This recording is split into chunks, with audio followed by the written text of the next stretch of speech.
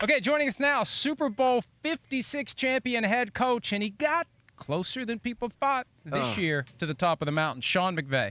Sean, welcome. Thanks for having me. I remember when you were the new guy. Yeah. Do you remember when you were the new guy? That was a long time ago. Kyle Shanahan and I were talking about that yesterday. I can't believe it's our 9th meetings here. It is crazy. It is crazy, and time just flies, but for both of you, it's been incredibly successful. You've gotten that ring. Yeah. And it feels like you guys really are close. And, you know, we watch what these teams do in the offseason, and I feel like so many of them are about closing gaps. Sure. What's the gap we're trying to close? You guys are trying to close the gap between where you are and the top of the mountain. You're not just trying to be relevant. You guys are right there. Sure. You know, I think the one thing is, and you know this, every year's a new year. And while it was a really rewarding season, I thought we got better as the year progressed. Obviously, the Philly game stings because you're right there on the cusp of being able to finish that game. But I do think we've got a young ascending defense. We got to continue to build on that. I think we've done a good job of hitting on draft picks the last couple years. And then we've got great veteran leadership with Matthew Stafford. Being able to re-sign some guys this offseason, I think, has been big. And then we've got some ascending players. Bringing Devontae Adams in was a big deal for us. While it was also challenging to be able to part ways with Cooper Kupp, who he's changed my life personally and professionally. But I'm really excited about this group, and it's going to be a lot of fun. I'm looking forward to the draft to add some good players as well. You mentioned your draft picks, and whatever happened to them picks? I know. What happened to that? I tell you, we got humbled in 22, you know? It was one of those deals that, here's what I like is there's always a little bit of an agility where you look back and you say, okay, we've got 8 years now of inventory to be able to say what's been good, what's been some things that we want to be able to learn from. And I do think there was some good strategic opportunities for us to take advantage of, trading first-round picks for players that had already been established, and then you're paying them. But then you also get to a point where you're saying, okay, let's make sure that we maximize the opportunities we have to add players. And I think when you look at 23 and 24, what it taught me was, because we were almost forced to play those guys based on some situations, is there's a patience that's required, but also I believe in you really means something. And I think our guys have gotten better. They've answered the bell. Guys like Puka Nacua, you look at Kobe Turner. Those guys were, just really foundational pieces that we're going to build with for years to come. And then Jared Verse and Braden Fisk last year were awesome. One of the things that I remember hearing Terry Bradshaw deal with when he was playing, you win a Super Bowl, you got to the top of the mountain. Yeah. Now what? Yeah. I feel like maybe, and tell me if I'm wrong, I feel like studying from afar, you kind of reached that now what?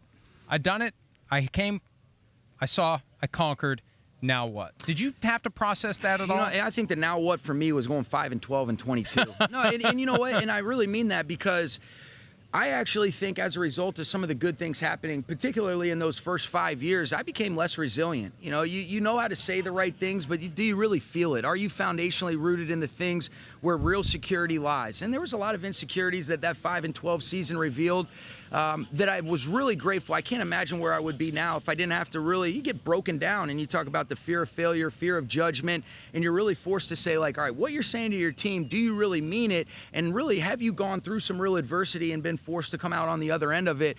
I think there's a much better perspective. There was always this talk of, all right, how long are you really going to do this? I feel a rejuvenated sense of appreciation, purpose. I think being a dad, like we were talking about before we came on here, has really been helpful. But how's that changed? I think purpose, really just the right purpose, the right perspective.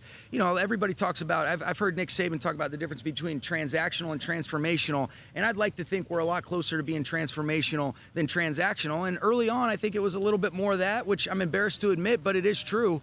And, I have a much better appreciation for what a blessing, and it's never a burden, it's a blessing to be able to do this. So it's not just, I want to come here and I want to reach the goal, and now I've reached the goal, and now what do I do? You've understood through the highs and the lows, this is what you do, this is who you are, and you embrace it. And the goal is to have more highs than lows, no but question. You understand there's going to be both, and you just ride it out as long as you can. And I think the enjoyment is I'll always cherish that Super Bowl 56, team, but it's because of the relationships that were built in the midst of that journey. And I think really that 3-game losing streak that we had, where we went a month without winning a game, that was what really forged that team. It made us resilient to really have 3 challenging games in the playoffs out of the 4 that we had to play. And but the relationships, the hard things that you go through, that's what you try to really lean into. And I'm loving coaching, and I do feel refreshed. The experience that you had for the playoff game with the wildfires that forced the move. That was wild. What when you reflect on that, what's the biggest thing that stands out? I think really perspective again, and when I look back on it, we didn't talk a lot about winning or whatever that game entailed, Mike. We talked about let's represent for this city. I think when we were able to get to Arizona, and I'll never forget when we're looking and we're in the practice field, and it's just in our backdrop, and you can see a lot of where certain guys live, and really where I live. There's this smoke, and you're saying, oh man, this is hitting home now. And you see it in the Palisades, but when you're able to visually see it from a distance, it forces guys to leave their homes. It was something that you realize, man, this is way bigger than football. But what I did think is our organization did a great job of being able to bond together. I heard Tyler Higbee say it was like getting on Noah's Ark when we were getting on all those planes to be able to go to Arizona. But our guys represented. I thought they played with a sense of pride to represent the city, and I was damn proud to be a part of that. And then the following week, we were there in Philadelphia. It's amazing, in hindsight, how close that game was. Know. Is that one of those that, like, you wake up in the middle of the night and still think about, are there certain plays or there moments that bother you from that? There is, really, here's what I would say. There is a lot of gratitude and appreciation.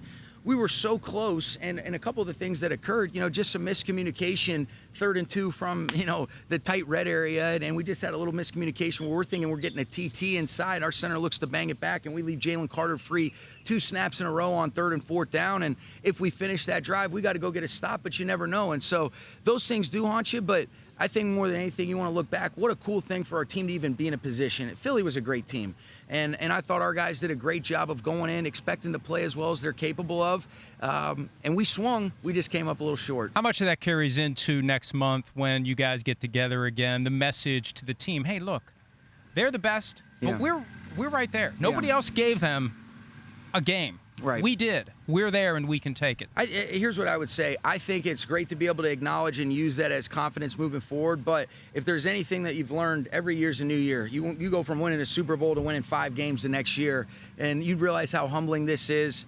Everybody finds a way. You look at these predictions, I don't think anybody would have thought, other than probably Kevin O'Connell and the Vikings, they would have done what they did this past year. So there's always challenges.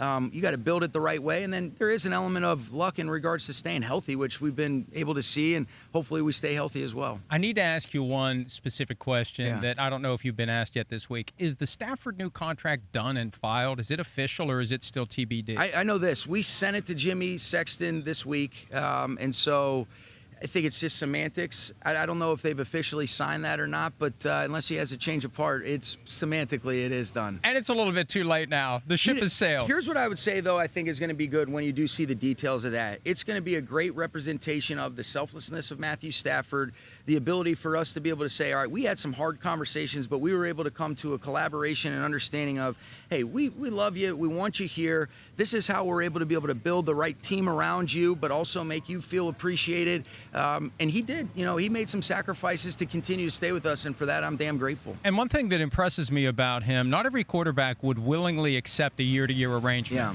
And you guys have made no bones about it, year to year. And he's fine with that. That's he doesn't want 2-3 years security. He's fine 1 year at a time. And if it gets to a point where it's not working for you or it's not working for him, then that's that. That's right. And you know what? He's also been honest about, hey, when we ended up trading for him, I got a handful of years left. And then we get to a certain point where you're saying, okay, I believe I can play a couple more years, but I'm comfortable going year to year, knowing what that season entails. And, we talked about it the other day. Hey, how do we keep you mentally fresh through the offseason, through training camp, through 17 games, and then hopefully we earn the right to be able to play a handful after that. And that's going to be one of the goals for us, because I did think one of the benefits why he played so well in the playoffs was being able to get that last week off. To be able to earn an opportunity to be able to say, all right, we won our division, let's rest, let's get rejuvenated and refreshed for hopefully a playoff run. And he sure played good enough for us to advance, and I'm really grateful to be able to work with him. That was a brilliant move in hindsight, just giving up the higher seed. Yeah. We want the higher seed now. We're fine. If we end up 6, that's fine. Sure. Or not.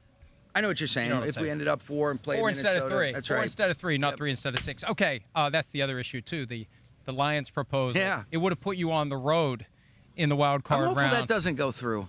And here's why I say that is, here's what my dialogue represented in regards to when this came up. I would be all for it if we played all 15 NFC teams and then 2 cross-conference games. But when you're playing six divisional games, then you got the strength of schedule based on whatever the previous year's record was and finish. It's not all the same. And so I do think that there is something to be said for winning your division. That means something. And until really there's an adjustment in regards to schedules, things of that nature. That's the point we made. That's the exact point we made.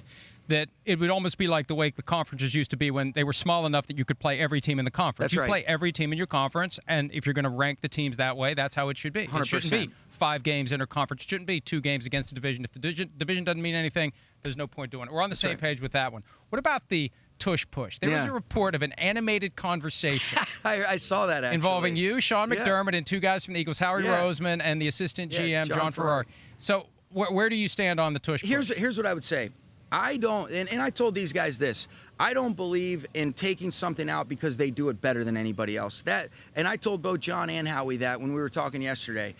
What I don't like is the optics of that play. It looks like a rugby scrum. And there are some health and safety things, which those things exist in short yardage and goal line situations as well. So I'm kind of conflicted because you don't want to be a hater because they do it better than anybody else. So I don't agree with that. But I also wish we didn't let the play in the first place in regards to just the optics of what it looks like. Doesn't look like football to me. And John, those guys, they understood it. But obviously, you know where they stand on that. Well, here's the problem. And I know we got to let you go. But the rule that's been proposed by the Packers, I don't think solves it because the word is immediately. Sure. If you remove the immediate push, you can still do it. And what does immediate mean? I know we're going to be doing frame-by-frame Zapruder film of whether or not it was immediate. I go back to 2006. It used to be against the rules to push the ball carrier. That's and right. we'd see it at the end of the play when the guy's trying to get the first down. Here comes the lineman, and he gives the guy a shove. They never called it, so they took it out of the rule book. Why not just put that back in? That's the easiest way to eliminate this if they really want to eliminate it. No, and you're right. And all the things that you're bringing up, those are a lot of the conversations in terms of the semantics, the specifics. And then I think a lot of the dialogue goes back to even just with some of the conversations we've had on the competition committee is, all right, how do we allow it to be officiated in a clear manner? And that's where some of the things get granular. What I understand from Green Bay's proposal is it's specifically that play in regards to the immediate push right behind the center and what that represents. What is that time? Within a second is what they kind of had communicated to us. But then, it does open up some other things. And the consistency across, you have an appreciation for the challenges and the semantics with that. I'll be interested to see how that vote goes tomorrow. I'll let you go on this. Is it possible that there'll be a rule crafted different from what the Packers have proposed to address the tush push? I think that might be something that we would visit a year from now, or maybe even when the owners meet again in May. But for tomorrow, I don't necessarily think that's a direction. But I'll be really interested to see how the vote. I mean, to get 24, it's going to be hard to get 24. I think so too. I feel like the more intense the debate is, the more clear it's going to be that it's not a 75-25 thing. That's true. Closer to 50-50. I think that's and it's probably going to be safe hard to to pass say. any change. Yeah. All right, Sean, I appreciate it. I could keep going forever. It's great to talk to you. It is. Sean McVay, Rams head coach, and very close to Super Bowl champion in 2024. We'll see what they do in 25. Thanks again. Thanks, Mike. Hi, it's Mike Florio. Thanks for watching PFT on YouTube. Hit subscribe for the latest news and analysis from Pro Football Talk.